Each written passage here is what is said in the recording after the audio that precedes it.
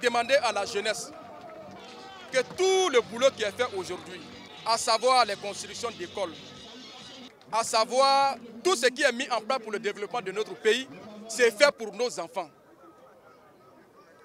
Tous ceux qui les incitent aujourd'hui à descendre dans les rues pour brûler les magasins, brûler les camions, brûler les pneus dans les rues, ont leurs enfants dans les universités américaines, canadiennes et parisiennes. Ceux qui veulent le chaos, leurs enfants ne sont pas ici. Ceux qui veulent le chaos ont des comptes garnis dans les banques de grande renommée dans les capitales européennes et américaines. Je leur demande qu'on peut échanger. C'est pourquoi je remercie la jeunesse de l'opposition de Yopougon hier qui m'a reçu, qui ont exprimé leur désir. Ils disent que depuis que le président Alassane Ouattara est au pouvoir, personne n'est allé rencontrer la jeunesse de l'opposition. Et que parmi eux, certains ont faim. Je leur ai dit de monter les projets. Parce que c'est la jeunesse qui doit donner une nouvelle orientation à la politique ivoirienne. Nous sommes nombreux. Et la plupart comptent sur le concours de l'administration. Nous ne pouvons pas avoir tous accès à des postes administratifs.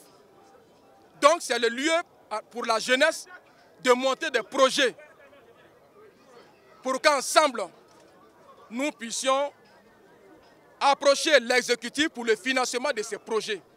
Et je crois que le président est dans cette dynamique, car il a inscrit sa gouvernance de 2020 à 2025 dans un contexte de mettre l'accent sur l'emploi des jeunes. Ce n'est pas le fait de détruire, ce n'est pas le fait de casser, ce n'est pas le fait de brûler les pneus dans les rues qui peut développer ce pays. Nous avons atteint un niveau de développement. Il ne faudrait pas que par l'envie et par l'intention des personnes de mauvaise volonté, aujourd'hui, qui n'ont qu'un seul objectif, chasser Alassane Ouattara du pouvoir. Pour tout ce que ce monsieur a fait, nous devrions être dans les rues aujourd'hui pour remercier ce monsieur, pour magnifier ce monsieur. Ceux qui parlent de troisième mandat, ceux qui parlent de l'endettement de la Côte d'Ivoire.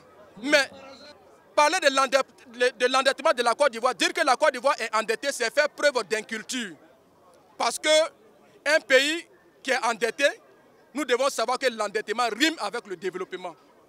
Les États-Unis sont les pays les plus endettés au monde. Le Japon sont les pays les plus endettés au monde. Mais ce sont les pays les plus développés. Et ce sont des termes comme ça qu'on prend pour manipuler nos jeunes.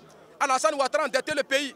Alassane Ouattara veut faire un troisième mandat. Il veut faire un troisième mandat parce que tous les acteurs politiques, à savoir ceux qui les incitent aujourd'hui à la violence, à savoir Soro Guillaume, à savoir Henri Konan Bédié, à savoir Mabrit Ouakeuz, se sont réunis pour demander aux Ivoiriens de voter oui au référendum.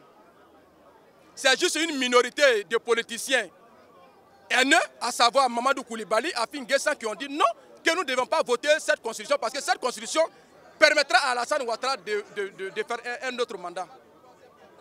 Donc c'est pour dire à la jeunesse de ne pas se laisser manipuler. Moi, je demande aussi à mes frères syndicats, à mes frères apprentis, de ne pas céder à la provocation. Nous avons la force, nous avons un bilan éloquent. L'intention des uns et des autres aujourd'hui, c'est d'amener la guerre. L'intention des uns et des autres aujourd'hui, c'est de faire semer la terreur.